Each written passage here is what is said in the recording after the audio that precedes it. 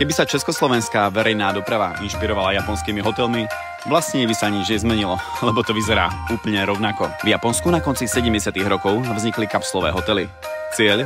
Ponúknuť lacné ubytovanie pre workoholikov, ktorí pracovali dlho do noci a nestíhali posledný vlak domov. Dnes kapsulové hotely využívajú najmä turisti, ktorí si chcú vyskúšať niečo typicky japonské. Tu máme skrinky, kde si odložíme úplne všetko. Do kapsuly sa nič nezmestí a ani sa nedá zamknúť. Dostal som aj balíček s uterákom, pyžamom, kefkou na zuby a špuntami do uší. Nechápem prečo. Všetko je tu spoločné, s priestorom sa šetrí na maximum. Sprchy, záchody, umývadlá, je tu aj fén, takže paráda. Každý má svoju malú kapsulu len na spanie. Vo vnútri si môže nabiť telefón a niekto tu fakt premýšľa nad tým, ako ten priestor využiť. Vo vnútri je prísny zákaz rozprávania a telefonovania, nikoho nemôžeme rušiť. A teraz tu začal niekto strašne chrápať, tak už chápem tie špunty do uší. Hádam ráno budem počuť budík. Nakoniec som ich počul hneď niekoľko. Na dlhý pobyt to asi nie je, ale na pár nocí sa to dá bez problémov zvládnuť.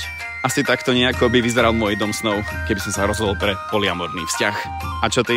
Skúsil by si spanie v takejto kapsule? Napíš mi to do komentára. A pre viac videí nielen z Japonska ma nezabudni sledovať. Ak ma ešte nesleduješ, tak sa už asi nikdy neuvidíme, čo je škoda, lebo ti toho plánujem ukázať ešte fakt veľa.